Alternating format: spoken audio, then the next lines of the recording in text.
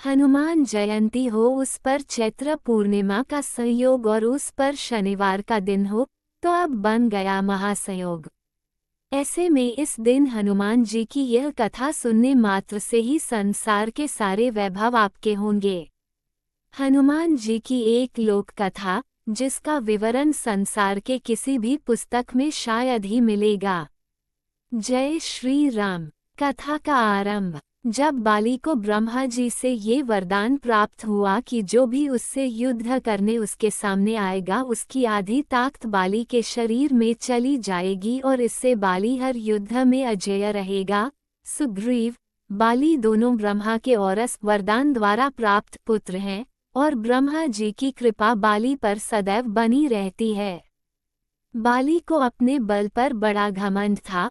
उसका घमंड तब और भी बढ़ गया जब उसने करीब करीब तीनों लोकों पर विजय पाए हुए रावण से युद्ध किया और रावण को अपनी पूंछ से बांधकर 6 महीने तक पूरी दुनिया घूमी। रावण जैसे योद्धा को इस प्रकार हराकर बाली के घमंड का कोई सीमा न रहा। अब वो अपने आप को संसार का सबसे बड़ा योद्धा समझने लगा था और यही उसकी सबसे बड़ी भूल हुई। अपने ताकत के मद में चूर एक दिन एक जंगल में पेड़ पौधों को तिनके के समान उखाड़ फेंक रहा था, हरे भरे वृक्षों को तहस नहस कर दे रहा था, अमृत समान जल के सरोवरों को मिट्टी से मिलाकर कीचड़ कर दे रहा था। एक तरह से अपने ताकत के नशे में बाली पूरे जंगल को उजाड़ कर रख देना चाहता था और बार बार अपने से युद्ध करने की चेतावनी दे रहा था। है कोई जो बाली से युद्ध करने की हिम्मत रखता हो, है कोई जो अपने माँ का दूध पिया हो जो बाली से युद्ध करके बाली को हरा दे। इस तरह की गर्जना करते हुए बाली उस जंगल को तहस नहस कर रहा था। संयोगवश उसी जंगल के बीच में हनुमान जी राम नाम का जाप करते हुए तपस्या में बैठे थे। बाली की इस हरकत से हनुमान जी को राम नाम का जप करने में विघ्न लगा और हनुमान जी बाली के सामने जाकर बोले, हे वीरों के वीर, हे ब्रह्मंश, हे राजकुमार बाली। तब बाली किष्किंधा के युवराज थे। क्यों इस शांत जंगल को अपने बल की बलि दे रहे हो? हरे भरे पेड़ों को उखाड़ फेंक रहे हो, फलों से लदे वृक्षों को मसल दे रहे हो, अमृत समान सरोवरों को दूषित मलिन मिट्टी से मिलाकर उन्हें नष्ट कर रहे हो। इससे तुम्हें क्या मिलेगा? तुम्हारे और पिता ब्रह्मा के वरदान स्वरूप कोई तुम्हें युद्ध में नहीं हरा सकता, क्योंकि जो कोई तुमसे युद्ध करने आएगा उसकी आधी शक्ति तुम में समाहित हो जाएगी। इसलिए हे कपि राजकुमार, अपने बल के घमंड को शांत कर और राम नाम का जाप कर। इससे तेरे मन में अपने बल का भान नहीं होगा और राम नाम का जाप करने से ये लोक और परलोक दोनों ही सुधर जाएंगे। इतना सुनते ही बाली अपने बल के मदचूर हनुमान जी से बोला, ए तुच्छ वानर, तू हमें शिक्षा दे रहा है? राजकुमार बाली को, जिसने विश्व के सभी योद्धाओं को धूल चटाई है और जिसके एक हुंकार से बड़ा पर्वत भी खंड खंड हो जाता है। जा तुच्छ वानर, जा और तू ही भक्ति कर अपने राम वाम के, और जिस राम की तू बात कर रहा है वो है कौन और केवल तू ही जानता है राम के बारे में। मैंने आज तक किसी के मुंह से ये नाम नहीं सुना और तू मुझे राम नाम जपने की शिक्षा दे रहा है। हनुमान जी ने कहा, प्रभु श्री राम तीनों लोकों के स्वामी है, उनकी महिमा अपरंपार है। ये वो सागर है जिसकी एक बूंद भी जिसे मिले वो भव सागर को पार कर जाए।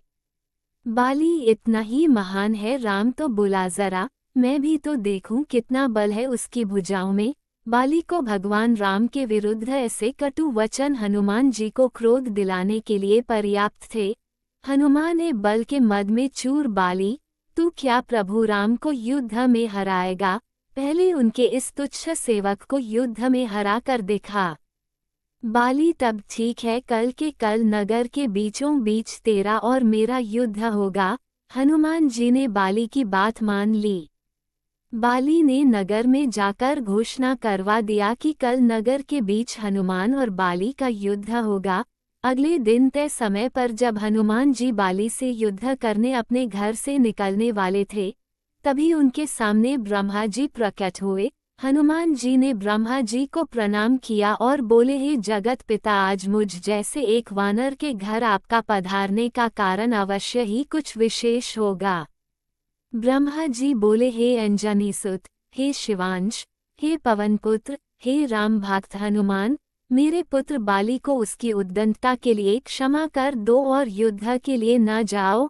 हनुमान जी ने कहा, हे प्रभु, बाली ने मेरे बारे में कहा होता तो मैं उसे क्षमा कर देता, परंतु उसने मेरे आराध्य श्री राम के बारे में कहा है जिसे मैं सहन नहीं कर सकता, और मुझे युद्ध के लिए चुनौती दिया है जिसे मुझे स्वीकार करना ही होगा, अन्यथा सारी विश्व में ये बात कही जाएगी कि हनुमान काया है जो ललकारने पर युद्ध करने इसलिए नहीं जाता है क्योंकि एक बलवान योद्धा उसे ललकार रहा है। तब कुछ सोचकर ब्रह्मा जी ने कहा, ठीक है हनुमान जी, पर आप अपने साथ अपनी समस्त शक्तियों को साथ न लेकर जाएं, केवल 10वां भाग का बल लेकर जाएं, बाकी बल को योग द्वारा अपने आराध्य के चरणों में रख दे, युद्ध से आने के उपरांत फिर से उन्हें ग्रहण कर लें। हनुमान जी ने ब्रह्मा जी का मान रखते हुए वैसे ही किया और बाली से युद्ध करने घर से निकले। उधर बाली नगर के बीच में एक जगह को अखाड़े में बदल दिया था और हनुमान जी से युद्ध करने को व्याकुल होकर बार बार हनुमान जी को ललकार रहा था। पूरा नगर इस अद्भुत और 2 महायोद्धाओं के युद्ध को देखने के लिए जमा था। हनुमान जी जैसे ही युद्ध स्थल पर पहुंचे, बाली ने हनुमान को अखाड़े में आने के लिए ललकारा। ललकार सुनकर जैसे ही हनुमान जी ने एक पाँव अखाड़े में रखा, उनकी आधी शक्ति बाली में चली गई। बाली में जैसे ही हनुमान जी की आधी शक्ति समाई, बाली के शरीर में बदलाव आने लगे, उसके शरीर में ताकत का सैलाब आ गया। बाली का शरीर बल के प्रभाव में फूलने लगा, उसके शरीर फटकर खून निकलने लगा। बाली को कुछ समझ नहीं आ रहा था। तभी ब्रह्मा जी बाली के पास प्रकट हुए और बाली को कहा, पुत्र, जितना जल्दी हो सके यहाँ से दूर, अति दूर चले जाओ। बाली को इस समय कुछ समझ नहीं आ रहा। वो सिर्फ ब्रह्मा जी की बात को सुना और सरपट दौड़ लगा दिया। 100 मील से ज्यादा दौड़ने के बाद बाली थक कर गिर गया। कुछ देर बाद जब होश आया तो अपने सामने ब्रह्मा जी को देखकर बोला, ये सब क्या है? हनुमान से युद्ध करने से पहले मेरा शरीर का फटने की हद तक फूलना, फिर आपका वहां अचानक आना और ये कहना कि वहां से जितना दूर हो सके चले जाओ, मुझे कुछ समझ नहीं आया। ब्रह्मा जी बोले, पुत्र, जब तुम्हारे सामने हनुमान जी आए तो उनका आधा बल तुम में समा गया, तब तुम्हें कैसा लगा? बाली, मुझे ऐसा लग जैसे मेरे शरीर में शक्ति की सागर लहरें ले रही है। ऐसे लगा जैसे इस समस्त संसार में मेरे तेज का सामना कोई नहीं कर सकता, पर साथ ही साथ ऐसा लग रहा था जैसे मेरा शरीर अभी फट पड़ेगा। ब्रह्मा जो बोले, हे बाली, मैंने हनुमान जी को उनके बल का केवल 10वां भाग ही लेकर तुमसे युद्ध करने को कहा, पर तुम तो उनके 10वें भाग के आधे बल को भी नहीं संभाल सके।